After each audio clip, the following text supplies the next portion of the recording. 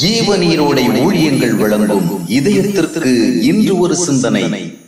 பின்வாங்கி போனால் தொடர்ந்து வந்த சில தோல்விகளினாலும் முன்னேற்றமற்ற வாழ்க்கை சூழ்நிலைகளினாலும் சோர்ந்து போன ஒரு சகோதரர் கொஞ்சம் கொஞ்சமாக தன்னுடைய தேவ பக்தியை விட்டும் ஆவிக்குரிய ஆர்வங்களை விட்டும் பின்வாங்கி போனார்.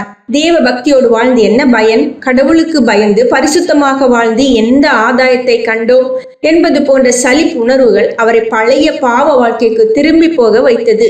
இன்று அவருடைய வாழ்க்கை முன்பை விட மிகவும் மோசமாக உள்ளது. பழைய பாவ பழக்கங்கள் திரும்பி வந்து விட்டன.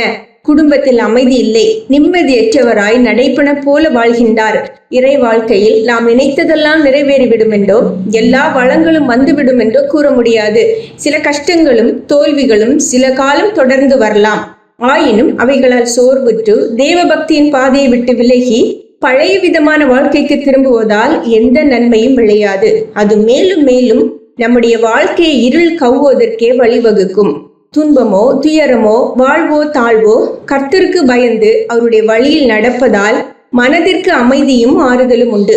ஆனால் பரிசுத்த ஒழுங்குகளையும் தேவன் மேல் கொண்ட அன்பையும் விட்டு விலகிச் செல்வதால் அது சோதனைகளிலிருந்து நம்மை விடுவித்து விடாது.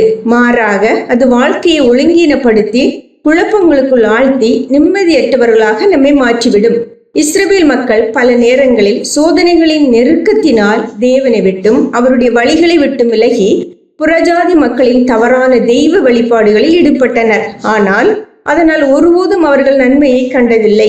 ஆம், இயேசுவுக்கு பதிலாக அவருடைய பரிசுத்த ஒழுங்குகளுக்கு பதிலாக எதை தெரிந்து கொண்டாலும் அது வேதனையே. தேவ பக்தனாகிய தாவீது பலவிதமான சோதனைகளின் வழியாக நடக்க நேர்ந்து சோர்ந்து போன வேளைகள் உண்டு.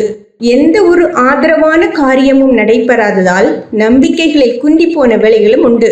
ஆயினும் அவன் தன் மனதில் உணர்ந்தபடி தன்னுடைய கேள்விகளையும் அங்கலாய்ப்புகளையும் மன விசனங்களையும் தேவ சமூகத்திலேயே கொட்டி தீர்த்தான்.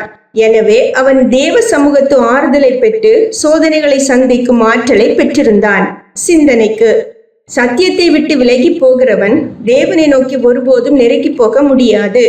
சத்தியத்தை விட்டு விலகி போகிறவன் தேவனை நோக்கி ஒருபோதும் நெருங்கி போக முடியாது.